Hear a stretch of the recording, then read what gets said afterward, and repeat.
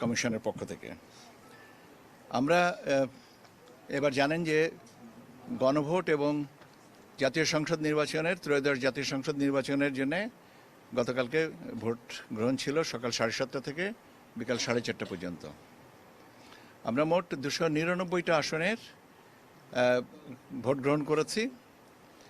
এই 299টা আসনের মধ্যে আমরা অতিরিক্তভাবে আপনাদের কাছে এখন 297টা আসনের ফলাফলের কথা বলবো, বেসরকারি ফলাফল।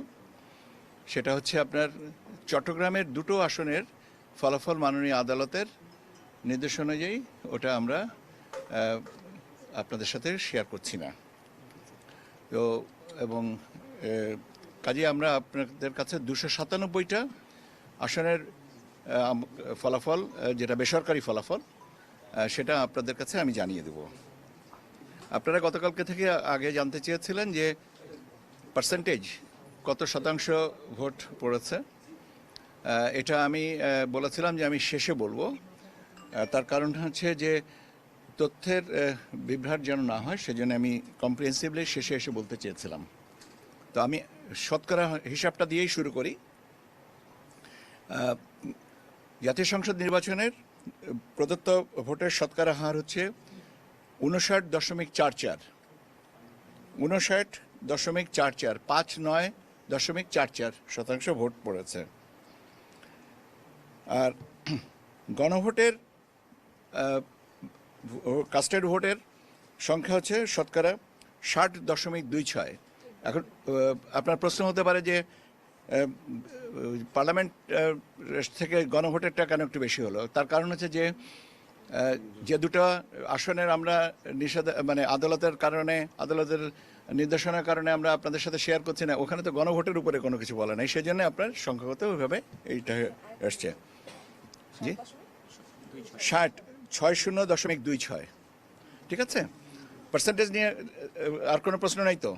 আচ্ছা, এখন আমাদের কাছে প্রাপ্ত যে বার্তা যে আসে সেই অনুযায়ী বাংলাদেশ জাতীয়তাবাদী দল বিএনপি, আমি বলেছি যে আমি 297টা আসনের কথা তথ্য দিচ্ছি, সেখানে 209টা আপনার আসন তারা পেয়েছে প্রাথমিকভাবে আমাদের কাছে যে তথ্য আছে সেই অনুযায়ী। বাংলাদেশ জামায়াতে ইসলামী পেয়েছে 68টা, বাংলাদেশ জামায়াতে ইসলামী পেয়েছে 68টা, জাতীয় নাগরিক পার্টি এনসিপি পেয়েছে 6টি, বাংলাদেশ খেলাফত মজলিস পেয়েছে 2টি, ইসলামী আন্দোলন বাংলাদেশ পেয়েছে 1টি,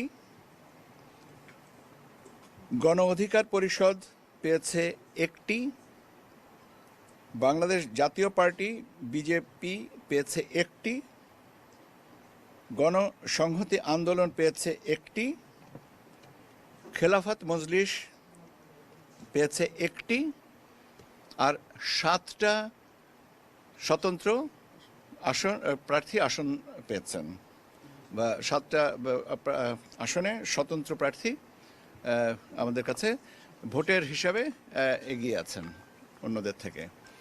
আমি আপনাদেরকে এখন আপনাদের একটা স্বাভাবিক কৌতূহল হবে যে আমরা কত তাড়াতাড়ি গ্রেজুয়েটটা পাবলিশ করব, এই প্রশ্নটা।